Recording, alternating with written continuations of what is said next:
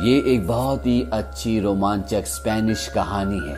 ये कहानी है एक राजकुमारी की जो अपनी दुनिया से, अपने किंगडम से खो चुकी है और अगर उसे अपनी दुनिया में, अपने किंगडम में वापस जाना है तो उसे 3 पहेलियों को सुलझाना होगा। इस कहानी की शुरुआत में एक लड़की को दिखाया जाता है जिसकी नाक से खून निकल रहा होता है और अब एक बार फिर से खून वापस उसकी नाक में जाना शुरू हो जाता है, यानी कि कहानी रिवर्स हो रही है।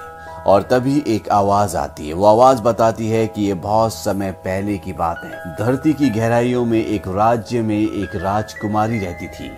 यहाँ इस राज्य में न कोई दुख था न झूठ था, लेकिन यहाँ की जो राजकुमारी थी वो हमेशा ऊपर धरती पर जाना चाहती थी। वो नीले आसमान को, सूरज की किरणों को, बारिश की बूंदों को और हवा की सरसराहट को महसूस करना चाहती थी। और एक दिन वो पहरेदारों को धोखा देकर ऐसा करने में कामयाब हो जाती है, लेकिन जैसे वो सूरज की किरणों के नीचे जाती है उसकी आंखें पूरी तरह से खराब हो जाती है, क्योंकि वो अपनी पूरी जिंदगी धरती के नीचे रही थी।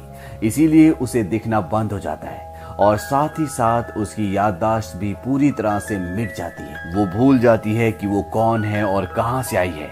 उसकी बॉडी ठंड, बीमारी और दर्द महसूस करना शुरू कर देती है और कुछ वक्त बाद उसकी मृत्यु हो जाती है।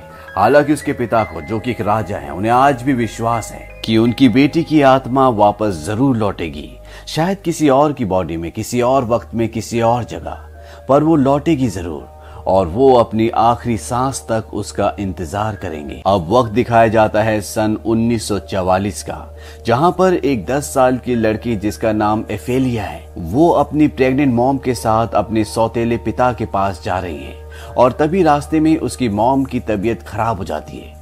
यहाँ पर सब गाड़ी रोकते हैं। एफिलिया भी गाड़ी से उतरती है और जब वो थोड़ा सा आगे जाती है तो उसके पैर से एक पत्थर का टुकड़ा टकराता है। वो उस पत्थर के टुकड़े को उठा लेती है। तभी वो देखती है कि सामने एक बहुत बड़ा पत्थर होता है और जब वो उस पत्थर के पास जाती है तो वो देखती है कि वो एक तरह की मूर्ति होती है जिसकी एक आंख गायब होती है।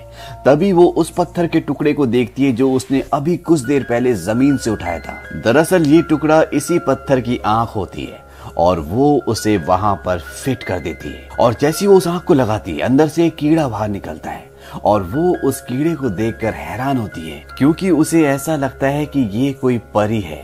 दरअसल एफिलिया हमेशा परियों की किताबें पढ़ती है। तभी उसकी मॉम उसे बुलाती है और ये सब के सब यहाँ से निकल जाते हैं और वो कीड़ा जो अभी अभी एफिलिया ने देखा था वो भी इनका पीछा करना शुरू कर देता है। और जब ओफिलिया और उसकी मॉम घर पर पहुंच जाते हैं तो ओफिलिया एक बार फिर से उस कीड़े को देखती है। वो उसका पीछा करती है और वो एक बहुत पुराने टूटे फूटे खंडरों जैसे रास्ते पर पहुंच जाती है। वो कीड़ा उसकी आंखों से ओझल हो जाता है और तभी वहां पर उनके घर पर काम करने वाली एक लेडी जिसका नाम मर्सिडीज है वो आ जाती है। वो उसे कहती है कि ये एक लैब्रिंथ है, यानी कि भूल भुलैया, और ये जगह बहुत पहले से, हम कह नहीं सकते कि कब से, और तुम्हें यहाँ पर नहीं आना चाहिए, नहीं तो तुम खो जाओगी। और वो उसे अपने साथ वापस ले जाती है और जब वो वापस जा रहे होते हैं तो उसी कीड़े को दिखाया जाता है जो ऊपर बैठकर इन्हें जाते हुए देख रहा होता है। ओफिलिया यहाँ पर अपने सौतेले पिता यानी कि स्टेप फादर के यहाँ पर आई है जिसका नाम है विडाल।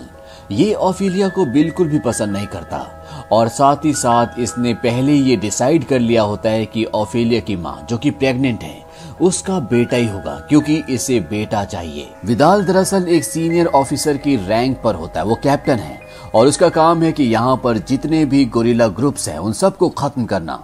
ये वो वक्त था जब स्पेन में सिविल वॉर चल रहा था और इस वक्त बहुत सारे ऐसे छापामार ग्रुप्स थे जो सरकार पर, पुलिस ऑफिसर्स पर, आर्मी ऑफिसर्स पर हमला करते थे और विडाल यहाँ पर इन सबको खत्म कर देना चाहता है। एक बार जब उसके आदमी 2 फार्मर्स को पकड़ कर लेके आते हैं तो विडाल उन्हें जान से मार देता है। हालांकि वो बताते हैं कि वो खरगोश का शिकार करने के लिए गए थे, लेकिन जब वो उन्हें पूरी तरह से मार देता है तो उनके पास एक खरगोश भी उन्हें मिलता है, यानी कि वो लोग सच बोल रहे थे, वो गांव वाले थे। लेकिन विडाल को इसकी चिंता नहीं है, वो किसी भी कीमत पर इन सब लोगों को मार देना चाहता है। इससे उसकी मानसिकता का पता चलता है। यहाँ पर इनकी जो मेड है जिसका नाम मर्सिडीज है वो गोरिल्ला ग्रुप के लीडर की छोटी बहन होती है और वो यहाँ पर काम इसलिए करती है ताकि वो सारी इंफॉर्मेशन वहां तक पहुंचा सके। और साथ ही साथ विदेल का जो डॉक्टर होता है वो भी गोरिल्ला ग्रुप से मिला हुआ होता है। अब एक रात को जब ओफेलिया सो रही होती है तभी उसके कमरे में वही कीड़ा आता है जो बहुत वक्त से उसका पीछा कर रहा है, जिसे ओफेलिया परी समझती है। और वो कीड़ा उसके बेड के सामने आकर बैठ जाता है। ऐसा लगता है कि वो उसे कुछ कहना चाहता है, कुछ बताना चाहता है। ओफेलिया वो लड़की है जो किताबों की दुनिया में परियों की कहानियों में खोई रहती है। वो उस कीड़े को अपनी किताब से एक फोटो दिखाती है जिसमें नन्ही नन्ही परियां होती है और वो फोटो देखने के बाद वो कीड़ा उसी तरह का रूप धारण कर लेता है और अब वो एक परी का रूप ले चुका है। और इसके बाद वो ओफेलिया को अपने साथ इशारे से चलने के लिए कहता है। ओफेलिया उसके पीछे पीछे चलना शुरू कर देती है और वो उसे उसी लिब्रिंथ में यानी कि उसी भूल भुलैया में ले जाता है जहां पर वो उसे एक बार पहले भी ले जाने की कोशिश कर चुका होता है। यहाँ पर ओफेलिया को वो एक नीचे घुमावदार रास्ते में ले जाता है और जब ओफेलिया वहां पर पहुंचती है तो वहां पर एक बहुत ही अजीब सा दिखने वाला क्रिएचर होता है और वो ओफेलिया को देखकर हैरान हो जाता है। वो कहता है कि क्या ये तुम हो? तुम लौट आई, प्लीज मुझे देखकर डरना मत। ओफेलिया उसे अपना नाम बताती है और साथ ही साथ उसका नाम भी पूछती है। वो कहता है कि मेरे कई नाम है, मैं एक फौन हूँ और मैं आपका गुलाम हूँ राजकुमारी। आपका नाम राजकुमारी मोना है और आप अंडरवर्ल्ड किंगडम के राजा की बेटी हैं। ओफेलिया कहती है कि मेरे पिता तो एक टेलर थे। फोन कहता है कि ऐसा नहीं हो सकता। अगर तुम्हें मेरी बात पर यकीन नहीं होता तो तुम्हारे शोल्डर पर एक चांद का निशान है, तुम देख सकती हो और ये इस बात का सबूत है कि जो मैं कह रहा हूँ वो सच है। तुम्हारे पिता एक राजा हैं और उन्होंने तुम्हारी वापसी के लिए बहुत सारे रास्ते खोले थे और अब उनमें से सिर्फ एक ही रास्ता बचा है और वो उसे अपने सामने एक चट्टान का पत्थर दिखाता है और बताता है कि ये आखिरी रास्ता है। लेकिन इस रास्ते से अपनी दुनिया में जाने से पहले तुम्हें ये साबित करना होगा कि जो तुम्हारी अच्छाइयां हैं, जो तुम्हारी विशेषता हैं, वो अभी भी तुम्हारे अंदर सुरक्षित हैं। और ये साबित करने के लिए तुम्हें 3 टास्क पूरे करने होंगे। और वो उसे एक क्रॉस रोड्स की किताब देता है। वो कहता है कि जब तुम अकेली हो तभी इसे खोलना और इसमें तुम्हें तुम्हारे सवाल मिलेंगे। ओफेलिया उस किताब को खोलती है लेकिन उसके सारे पन्ने कोरे होते हैं और इससे पहले कि वो फोन से कुछ पूछती वो वहां से गायब हो जाता है। इसके बाद ओफेलिया वापस अपने घर आ जाती है और वो शीशे में अपने लेफ्ट शोल्डर पर निशान देखती है और वहां पर सच में मून का यानी कि चांद का निशान होता है। इसके बाद वो उस किताब को खोलती है जो उसे फोन ने दी है। शुरू में उसके सारे पेजेस खाली होते हैं लेकिन तभी उसमें लकीरें उभरना शुरू हो जाती है और वहां पर ये लिखा हुआ आता है कि यहाँ से थोड़ी सी दूर एक बहुत पुराना पेड़ है और उस पेड़ की जड़ में एक बहुत बड़ी मेंढक ने अपना घर बना लिया है। ये पेड़ अंजीर का है और अब ये पेड़ सूख रहा है और तुम्हें 3 मैजिकल बॉल्स को उसके पेट में डालना होगा। उसके पेट के अंदर एक गोल्डन चाबी है, वो तुम्हें हासिल करनी होगी और जब तुम ऐसा करोगे तभी तुम्हारा पहला टास्क पूरा होगा और उसके बाद वो अंजीर का पेड़ बढ़ना फलना फूलना शुरू हो जाएगा। ओफेलिया उस पेड़ की जड़ के अंदर जाती है और वो देखती है कि वहां पर सच में एक बहुत बड़ा विशाल मेंढक होता है जो वहां पर बग्स खा रहा होता है और ओफेलिया उन बग्स के साथ मिलाकर उसे वो तीनों बॉल्स खिला देती है जो उसका पहला टास्क होता है। और जैसे वो विशाल मेंढक उन तीनों बॉल्स को खाता है उसका पूरा इंटेस्टाइन निकलकर बाहर आ जाता है और ओफेलिया उसके अंदर से अपनी गोल्डन चाबी निकालकर वहां से निकल जाती है और इस तरह से ओफेलिया अपना पहला टास्क पूरा कर लेती है। और जब वो घर जाकर बात ले रही होती है तभी उसके सामने वो कीड़ा आता है जो पिछली बार परी बन गया था। ओफेलिया उसे बोलती है कि मुझे लेब्रिंथ में ले चलो और एक बार फिर से वो कीड़ा उसे लेब्रिंथ में ले जाता है। वहां पर फोन उसके सामने आता है और वो उसे चाबी दिखाती है। वो कहती है कि मैंने अपना पहला टास्क पूरा कर लिया। वो फोन उसे एक चौक देता है। वो कहता है ये चौक और चाबी दोनों अपने पास रखो, ये तुम्हारे काम आएंगी। और ओफेलिया एक बार फिर से वापस अपने घर आ जाती है और घर आकर जब वो किताब खोलती है तो उसे किताब के अंदर सिर्फ खून दिखता है और तभी वो अपनी मॉम को देखती है जो कि प्रेग्नेंट होती है। उन्हें ब्लीडिंग होना शुरू हो जाती है और वो किताब को फेंक कर अपने डैड को जो कि उसके सौतेले पिता हैं उन्हें बुलाने के लिए बाहर चली जाती है। ओफेलिया अपनी मॉम की तबीयत के खराब होने से बहुत परेशान हो जाती है और उसी रात को जब वो अपने बेड पर लेटी होती है तो वहां पर फोन आता और वो कहता है कि तुमने अपना दूसरा टास्क पूरा क्यों नहीं किया। ओफिलिया उसे बताती है कि मेरी मॉम की तबीयत बहुत खराब हो चुकी है, इसीलिए मैं अपना दूसरा टास्क पूरा नहीं कर पाई। फोन उसे कहता है कि हम टाइम वेस्ट नहीं कर सकते, पूरे चांद की रात आने वाली है। और वो उसे एक मैंड्रेक की जड़ देता है और कहता है कि इस जड़ को दूध के साथ मिलाकर अपनी मॉम के बेड के नीचे हर सुबह रख देना और उसमें अपनी 2 खून की बूंदें मिला देना। तुम्हारी मॉम पूरी तरह से ठीक हो जाएगी। और वो उसे अपनी नन्ही परियां भी देता है। वो कहता है कि ये तुम्हें रास्ता दिखाएंगी। अब तुम्हें अपने दूसरे टास्क को पूरा करना होगा और दूसरा टास्क बहुत खतरनाक है। वहां पर जो तुम्हें मिलेगा वो इंसान नहीं होगा, वो एक ऐसा जीव होगा जो तुम्हें किसी भी कीमत पर मारना चाहेगा। वहां पर तुम्हें खाने की बहुत सारी स्वादिष्ट चीजें भी मिलेंगी और तुम्हें गलती से भी कोई भी चीज को नहीं खाना।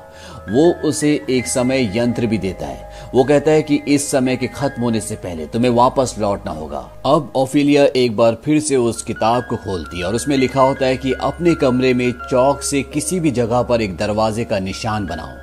और ओफिलिया ऐसी करती है और जैसे वो निशान बनाती है वो दरवाजा खुल जाता है और वो उसके अंदर चली जाती है। अंदर जाने के बाद वो देखती है कि वहां पर एक हैवान जो कि इंसान नहीं होता, वो सो रहा होता है और उसकी आंखें नहीं होती क्योंकि उसकी आंखें टेबल पर प्लेट के ऊपर पड़ी होती है। इसके बाद वो फेरीज जो उसके साथ गई होती है वो उसे गाइड करती है और वो उसे एक जगह पर ले जाती है जहां पर 3 छोटे छोटे खाने बने होते हैं जिन पर चाबी का निशान होता है। ओफिलिया अपने बैग से उस चाबी को निकालती है जो उसे मेंढक के पेट के अंदर से मिली थी और वो जब उनमें से एक खाने को खोलती है जो परी ने उसे बताया होता है तो उस खाने के नीचे एक खंजर होता है।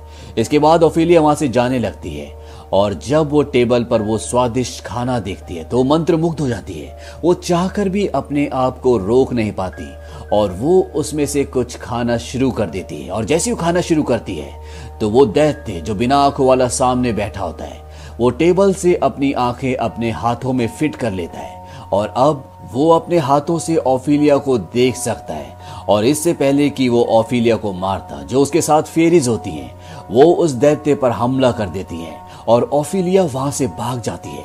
लेकिन तब तक उसका वक्त खत्म हो जाता है और दरवाजा अपने आप ही बंद हो जाता है। लेकिन इससे पहले कि वो दैत्य उस तक पहुंचता, वो एक बार फिर से ऊपर रोशनदान का एक निशान बनाती है और उस रोशनदान से वो वापस अपने कमरे में आ जाती है और इस तरह से वो अपना दूसरा टास्क भी पूरा कर लेती है। और इस टास्क को करने के बाद ओफिलिया वही करती है जो उसे फोन ने कहा था, यानी कि वो दूध के साथ उस जड़ को रखती है जो उसे फोन ने दी है। दरअसल ये एक मैजिकल जड़ होती है जो एक छोटे से बच्चे की तरह होती है और वो उसे अपनी मॉम के बेड के नीचे रख देती है और साथ ही उसमें अपना 2 बूंद खून भी मिलाती है। धीरे धीरे उसकी मॉम की तबीयत ठीक होना शुरू हो जाती है। वहीं दूसरी तरफ ये दिखाया जाता है कि ओफिलिया के सौतेले पिता, जिसका नाम विदाल है, वो किसी भी कीमत पर गुरिल्ला सेना को पूरी तरह से खत्म करना चाहता है। इसीलिए वो गांव की सारी मेडिकल सप्लाई और फूड सप्लाई रोक देता है, उसे स्टोर कर लेता है ताकि गांव वाले राशन और मेडिकल फैसिलिटीज गुरिल्ला सैनिकों तक ना पहुंचा पाए और वो अपने आप ही पहाड़ों से जंगलों से बाहर आ जाए ताकि ये उन्हें खत्म कर दे। लेकिन एक दिन गुरिल्ला सेना बॉम्ब से एक ट्रेन को उड़ा देती है और जब विदाल और उसके लोग वहां पर जाते हैं तो वो देखते हैं कि पूरी ट्रेन बॉम्ब के धमाके से उड़ चुकी है। और जब वो वापस अपनी जगह पर आते हैं तो वो देखते हैं कि वो स्टोर रूम जहां पर उन्होंने मेडिकल का सामान और राशन रखा होता है वो पूरी तरह से खाली हो चुकी होती है और बाहर जो ताला होता है उसे चाबी से खोला गया है और इस ताले की सिर्फ एक ही चाबी है जो विदाल के पास अभी भी होती है। वो समझ जाता है कि यहाँ पर आसपास कोई उन बागियों से, उन गुरिल्लास से मिला हुआ है। इसके बाद ये लोग उस गुरिल्ला ग्रुप के पीछे जाते हैं जिन्होंने अभी अभी इस जगह को लूटा है। दोनों तरफ से फायरिंग होती है, दोनों तरफ बहुत सारे लोग मरते हैं और इसी मुठभेड़ में विदाल एक गुरिल्ला सैनिक को पकड़ लेता है। लेकिन अब उसे पूरा का पूरा शक मर्सिडीज के ऊपर है जो उसकी मेड है कि उसी के पास गोदाम की दूसरी चाबी थी और उसने वो चाबी गुरिल्ला सैनिकों को दे दी जिसकी वजह से उन्होंने इस जगह को लूट लिया। वहीं दूसरी तरफ ये दिखाया जाता है कि फोन एक बार फिर से ओफिलिया के पास आता है और वो कहता है कि तुमने मेरी बात नहीं मानी, इसीलिए मैं तुम्हें तीसरा टास्क नहीं दे सकता और अब तुम्हें हमेशा के लिए इस मॉर्टल दुनिया में रहना पड़ेगा। दरअसल उसने ओफिलिया को कहा था कि जब तुम दूसरा टास्क पूरा करने के लिए जाओगी तो वहां पर कुछ भी मत खाना, लेकिन वहां पर उसने खाया, जिसकी वजह से 2 परियों की मौत भी हो गई और अब वो वहां से चला जाता है। वहीं दूसरी तरफ ये दिखाया जाता है कि विदाल डॉक्टर को कहता है कि इस बागी को, जिसको उन्होंने पकड़ा होता है, वो कहता है इसको जल्दी ठीक करो ताकि वो उसे बुरी तरह से टॉर्चर कर सके और उसके साथियों का, उसकी जगह का पता उससे निकलवा सके। लेकिन डॉक्टर भी बागियों से यानी कि गुरिल्ला सैनिकों से मिला होता है, इसीलिए वो उस आदमी को, जिस आदमी को विदाल ने पकड़ा है, वो उसे जहर का इंजेक्शन देकर मार देता है। लेकिन विदाल को इस बात का पता चल जाता है और वो डॉक्टर को गोली मार देता है। इसके बाद वो ओफिलिया और उसकी मॉम के कमरे में जाता है और विदाल बेड के नीचे देख लेता है जहां पर ओफिलिया ने उस जड़ को रखा है जो उसे फोन ने दी थी। और विदाल ये सारी की सारी बातें ओफिलिया की मॉम को बताता है। वो उस जड़ को उसकी मॉम के हाथ पे रखकर वहां से चला जाता है। ओफिलिया की मॉम बोलती है क्या है, और ओफिलिया अपनी मॉम को सारी बातें सच बता देती है। ओफिलिया की मॉम कहती कि तुम्हें इन परियों की कहानियों से बाहर आना पड़ेगा, और वो उस जड़ को आग में फेंक देती है। और जैसी वो जड़ जलती है, ओफिलिया की मॉम के पेट में दर्द होना शुरू हो जाता है और उनकी डिलीवरी हो जाती है। ओफिलिया का भाई पैदा हो जाता है, लेकिन ओफिलिया की मॉम की मृत्यु हो जाती है, जिससे ओफिलिया को बहुत दुख होता है। अब यहाँ पर विदाल को उसकी मेट पर, जिसका नाम मर्सिडीज है, उस पर शक होता है कि हो ना हो इसी ने चाबी उन बागियों को, उन गुरिल्ला सैनिकों को दी है, जो कि सच भी होता है। और ये बात मर्सिडीज को अच्छी तरह सेंस हो जाती है कि विडाल को उस पे शक है, और उसी रात को वो ओफिलिया के कमरे में जाती है और वो उसे कहती कि तुम भी मेरे साथ चलो, क्योंकि वो यहाँ से भागना चाहती है। और जब ये दोनों यहाँ से भाग रहे होते हैं तो विदाल इन दोनों को पकड़ लेता है, और अब विदाल को ये लगता है कि ओफिलिया भी इन सब के साथ मिली हुई है, और वो उसे कमरे में बंद कर देता है। और इसके बाद वो मर्सिडीज के पास जाता है। वो उसे टॉर्चर करना चाहता है, लेकिन इससे पहले कि वो उसे टॉर्चर करता, मर्सिडीज अपने चाकू से अपनी रस्सियों को काट कर विदाल को बुरी तरह से जख्मी करके वहां से भाग जाती है। लेकिन ऑफिसर्स उसे दोबारा से पकड़ लेते हैं, और इससे पहले कि वो उसे वापस विदाल के पास ले जाते, वहां पर मर्सिडीज के साथी यानी गुरिल्ला सैनिक आ जाते हैं और वो सारे ऑफिसर्स को मार देते हैं। अब उसी रात को ओफिलिया के रूम में फोन एक बार फिर से आता है और वो कहता है कि मैं तुम्हें एक और मौका दूंगा, लेकिन तुम्हें कोई भी सवाल नहीं पूछना होगा। तुम्हें अपने भाई को लेकर लेब्रिंथ आना होगा, और आज पूरे चांद की रात है, और आज अगर उसने वो तीसरा टास्क पूरा नहीं किया तो कभी भी वो अपनी दुनिया में वापस नहीं जा पाएगी। फोन उसे मैजिकल चौक भी देता है, और उस मैजिकल चौक से वो उस जगह से बाहर निकलकर उस दूसरे रूम में चली जाती है जहां पर उसका भाई होता है, और वो अपने भाई को लेकर विदाल को चकमा देकर वहां से निकल जाती है। लेकिन विदाल भी उसका पीछा करता है, और जब विदाल बाहर आता है तो वो देखता है कि गुरिल्ला सैनिकों ने उनके ऊपर हमला कर दिया है। उनके पास बंदूकें हैं, उनके पास बॉम्ब हैं, और ये सारा असला उन लोगों ने इन्हीं के गोदाम से चुराया होता है। लेकिन विदाल उस तरफ ध्यान नहीं देता और वो ओफिलिया के पीछे लेब्रिंथ पहुंच जाता है। ये भूल भुलैया की दुनिया है, और यहाँ पर जब ओफिलिया रास्ता ढूंढ रही होती है तभी वहां से दीवार के बीच में एक रास्ता खुलता है और उसके अंदर चली जाती है, और इसके बाद वो रास्ता बंद हो जाता है। अंदर फोन होता है, और फोन उसे कहता है कि तुम्हारा टास्क ये है कि तुम्हें उस चाकू से, जिस चाकू को तुम अपने दूसरे टास्क के दौरान यहाँ पर लाई थी, उस चाकू को अपने भाई के हाथ पर चुभाना होगा और उसकी कुछ खून की बूंदें यहाँ पर डालनी होगी, तभी दूसरी दुनिया का रास्ता खुलेगा। लेकिन ओफिलिया ऐसा करने से मना कर देती है। वो कहती है भले मैं इस दुनिया में हमेशा के लिए रह जाऊं, लेकिन मैं ऐसा नहीं करूंगी। हालांकि फोन उसे इंसिस्ट भी करता है, लेकिन ओफिलिया उसकी बात को नहीं मानती।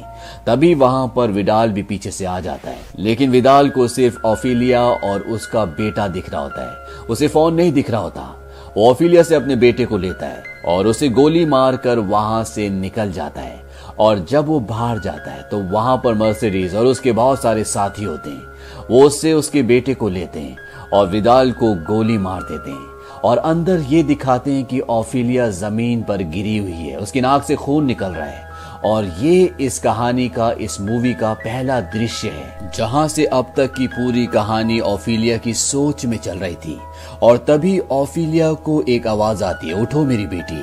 और जब ओफिलिया उठती है तो वो देखती है कि वो बहुत ही सुंदर राज्य में होती है। दरअसल ये अंडरग्राउंड किंगडम होता है जहाँ की वो राजकुमारी है और उसके सामने उसके मॉम और डैड होते हैं जो उसे देखकर बहुत खुश होते हैं। उसके डैड उसे बोलते हैं कि तुमने एक मासूम का खून नहीं बहाया, भले इसके बदले तुम्हारी खुद की जान चली गई और यही तुम्हारा तीसरा टास्क था। यानी कि अगर वो इस दुनिया का दरवाजा खोलने के लिए अपने भाई की खून की कुछ बूंदें बहाती तो वो कभी भी इस दुनिया में नहीं पहुंच पाती, क्योंकि उसका तीसरा टास्क कभी भी पूरा नहीं होता।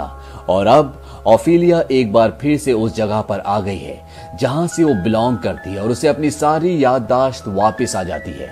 यहाँ पर राज्य में बहुत सारे लोग भी होते हैं जो ओफिलिया को देखकर बहुत खुश होते हैं। ओफिलिया की मॉम ओफिलिया से कहती है कि तुम अपने डैड के पास बैठो, वो कई सालों से तुम्हारा इंतजार कर रहे हैं। और वहीं दूसरी दुनिया में यानी कि धरती पर यह दिखाया जाता है कि ओफिलिया की बॉडी के पास मर्सिडीज बैठी है और वो उसकी मौत से दुखी होकर रो रही है।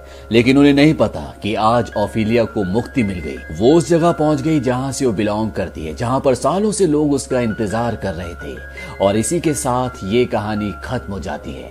इस कहानी से हमें ये सीख मिलती है कि इंसान को कभी भी स्वार्थी नहीं होना चाहिए। भले ही आपको जिंदगी में कितना भी फायदा क्यों ना हो रहा हो, लेकिन अगर उस फायदे में किसी का नुकसान है, किसी को हानि पहुंचानी पड़ रही है, तो हमें ऐसा काम कभी भी नहीं करना चाहिए। क्योंकि बुरे काम का अंत में अंजाम बुरा ही होता है और अच्छे काम का अंजाम हमेशा अच्छा होता है। ये एक स्पेनिश फिल्म है और ये रिलीज हुई थी 2006 में। IMDb पर इसकी रेटिंग है 8.2। इस फिल्म का बजट था $19 मिलियन और बॉक्स ऑफिस पर इसने कमाई की थी $84 मिलियन की। उम्मीद करते हैं कि ये कहानी आपको पसंद आई होगी।